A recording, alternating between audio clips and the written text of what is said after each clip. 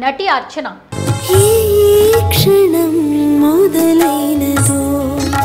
సినీ రంగంలో కూడా వేధింపుల తరహా ఘటనలు ఎక్కువగా జరుగుతాయని అంతా అంటుంటారు. Somebody hugs you, you feel something. అలాంటి సిచ్యువేషన్స్ లో అలా ఏమీ అనిపించదు కూడా ఫర్ దట్ మ్యాటర్.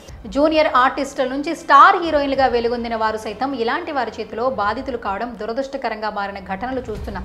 ముఖ్యంగా ఇండస్ట్రీలో అవకాశాలు దక్కించుకోవాలంటే ఆడపిల్లలు కమిట్మెంట్కు సిద్ధం కావాల్సిందేనని ఎంతో మంది మీడియా ముందు వచ్చి సంచలన వ్యాఖ్యలు చేశారు. ఇక మీటూ ఉద్యమం సాగినంత కాలం రోజుకొక ప్రముఖుడి గురించి ఆరోపణలు వినిపించేవి. Even if I get involved, I want that man to be my man. Stars చెప్పినట్లు చేయకపోతే తొక్కేస్తారని, ఎన్ని కష్ట నష్టాలు ఎదురైనా వారిని సంతృప్తి పరచాల్సిందేనంటూ ఎంతో మంది ఆరోపించారు. రాను రాను ఇలాంటి వ్యాఖ్యలు చేసేవారు పెరగడంతో ఏది నిజమో ఏది అబద్ధమో తెలియని పరిస్థితి నెలకొంది. కానీ కాస్టింగ్ కౌచ్ కారణంగా సినీ రంగంలో వెలిగిపోవాలని వచ్చిన ఎంతో మంది అమ్మాయిలు బలైపోయారు. ఇకపోతే తెలుగు చిత్ర పరిశ్రమలో తెలుగు అమ్మాయిలకు అవకాశాలు అంతంత మాత్రం.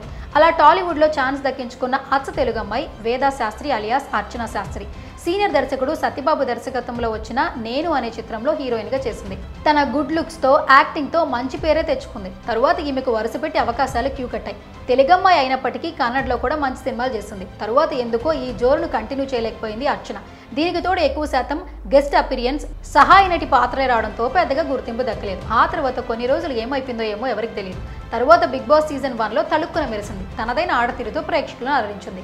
కానీ బిగ్ బాస్ తెచ్చిన ఫేమ్ ఆమె కెరీర్కి ఏమాత్రం ఉపయోగపడలేదు. బుల్లితెరపై కొన్ని షోలకు జడ్జిగా వ్యవహరించింది. ఇక తన సినీ ప్రస్థానానికి ముగింపు పలికి జీవితంలో స్థిరపడాలని భావించిన అర్చన తన ప్రియుడు జగదీష్ని పెళ్లాడింది. 2019 నవంబర్ 15న హైదరాబాద్లో అర్చన జగదీష్ల పెళ్లి ఘనంగా జరిగింది. ఇటీవల మీడియాకు వరుస ఇంటర్వ్యూలు ఇస్తున్న అర్చన ఒక ఛానల్తో మాట్లాడుతూ చిత్ర పరిశ్రమలో కాస్టింగ్ కౌచ్, కమిట్మెంట్ల గురించి కీలక వ్యాఖ్యలు చేసింది.